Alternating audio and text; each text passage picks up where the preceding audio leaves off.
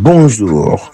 En ce mardi 7 janvier 2025, l'actualité nous invite à ouvrir les yeux sur un monde en pleine effervescence, entre tensions politiques, défis sociaux, exploits sportifs et rebondissements internationaux. Chaque événement nous rappelle que l'histoire s'écrit au quotidien. Commençons avec la politique. La politique sénégalaise a été le théâtre de vifs échanges et de tensions internes, mettant en lumière des questions cruciales de souveraineté et de gouvernance. Emmanuel Macron, lors de la conférence des ambassadeurs à Paris, a évoqué le retrait des troupes françaises d'Afrique, affirmant que la France a agi par politesse, en laissant aux Africains la primeur de l'annonce. Cependant, Ousmane Sonko, Premier ministre sénégalais, a fermement démenti ces propos, soulignant qu'aucune négociation n'a eu lieu. Pour lui, cette décision est un acte de souveraineté purement sénégalais. Ce débat largement couvert par le quotidien est source A, mettant en lumière des relations complexes entre la France et ses anciennes colonies, ainsi qu'à la quête d'indépendance des nations africaines. Alors que les questions de souveraineté nationale agitent les esprits, les tensions internes au sein du parti au pouvoir révèlent des fissures qui pourraient menacer sa cohésion. Les dissensions internes au sein du parti au pouvoir ne faiblissent pas. Fadilou Keïta, directeur général de la CDC, a exprimé son mécontentement face à la nomination controversée de Awa Bocar Ly au Sénérat. Il a rappelé que le projet ne peut se résumer à la seule personne de Sonko, appelant à plus de respect et de transparence au sein du parti. Ces tensions rapportées par Point Actu et Yor révèlent les défis de la cohésion interne dans un parti en pleine ascension.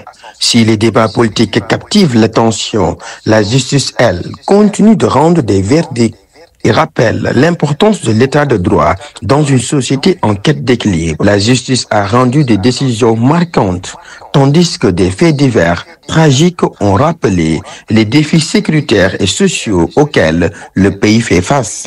Le tribunal de grande instance de Saint-Louis a condamné plusieurs prévenus impliqués dans des violences électorales. Les peines vont de 3 ans de prison ferme à des peines avec sursis, montrant la fermeté de la justice face à ces actes. Ce verdict, rapporté par les Échos et Quotidien, souligne l'importance de préserver l'intégrité des processus démocratiques. Alors que la justice fait son travail, les forces de l'ordre, quant à elles, continuent leur lutte contre le trafic de drogue, un fléau qui gangrène la société. À Thiaroye, une élève présumée membre d'un gang a été interpellée avec une quantité impressionnante de drogue. Cette arrestation couverte par le quotidien met en lumière l'ampleur du trafic de stupéfiants et la nécessité d'une lutte renforcée contre ce fléau. Malheureusement, les drames familiaux viennent rappeler que la violence et la précarité touchent aussi les plus vulnérables. Un enfant de 3 ans a été étranglé à mort par son beau-père, un acte d'une cruauté insoutenable qui a choqué l'opinion publique. Ce drame reporté par le quotidien rappelle l'urgence de protéger les plus vulnérables dans notre société. Les questions économiques et sociales continuent de préoccuper les Sénégalais avec des décisions qui impactent directement leur quotidien. Fermeture du marché Mariama Diédhiou de Ziguinchor.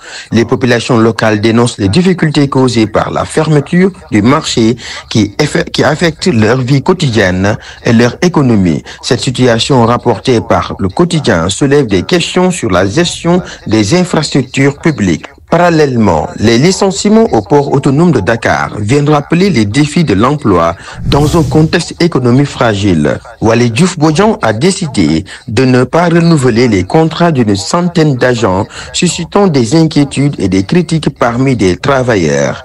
Cette décision couverte par les Échos met en lumière les défis de l'emploi et de la précarité dans le secteur public. Alors que les défis économiques et sociaux persistent, le sport sénégalais, lui, continue de briller et d'offrir des raisons d'espérer. Pape Thiaw ouvre la tanière aux techniciens nationaux. Le nouveau sélectionneur de l'équipe nationale, Pape Thiaw, a annoncé son intention d'intégrer davantage de techniciens et encadreurs nationaux pour renforcer les différentes catégories, U15, U17, U20, etc. Cette initiative, rapportée par Source A, vise à valoriser les talents locaux et à préparer l'avenir du football sénégalais. Pendant ce temps, sur le marché des transferts, les mouvements de joueurs continuent de faire parler d'eux. Keita Baldé a vu son contrat résilié par le club turc de Sivasspor, ouvrant la voie à un nouveau chapitre dans sa carrière. Ce mouvement couvert par Record souligne les aléas du monde du football professionnel. Alors que le sport nous offre des moments d'évasion, l'actualité internationale, elle nous rappelle que le monde est en constante évolution.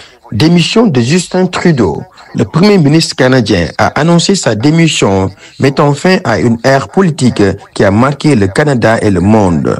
Cette décision rapportée par Quotidien ouvre une nouvelle page de l'histoire politique canadienne. Pendant ce temps, aux États-Unis, un retour politique marquant vient rappeler que l'histoire est souvent cyclique.